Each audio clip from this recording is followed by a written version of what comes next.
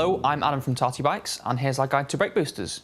Now, as you may know, the main function of a brake booster is to improve the brake's performance. It does this by stiffening the frame, which means that more power goes from your finger straight through your brake into your brake pads and into your rim.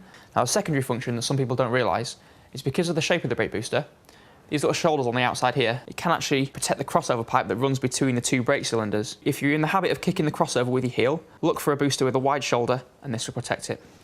Now, there are two main types of brake booster. We've got a 4-bolt booster and a 2-bolt booster. The 4-bolt booster fixes on all 4 bolts here. Because they're all sort of trussed and tied together, that means that the brake's often a little bit stiffer. The 2-bolt booster just fits on the top 2 bolt holes, quite a lot lighter because you've got less material, a bit easy to set the brake up, but often not quite as stiff. You may have noticed that the boosters have slots rather than plain holes drilled in them. This is so you can fit the booster to a different number of frames. All the frames have different brake mount spacings. So I'm going to show you here how to measure the brake mount spacing of your frame to make sure that your booster you purchase will fit. Measure from the centre of 1 bolt hole across to the other side. You can see here it's about 92mm. And check on the description on our site. It lists the bolt spacings that the booster will fit. So as long as the dimension from your frame falls within these 2 numbers, it'll fit perfectly.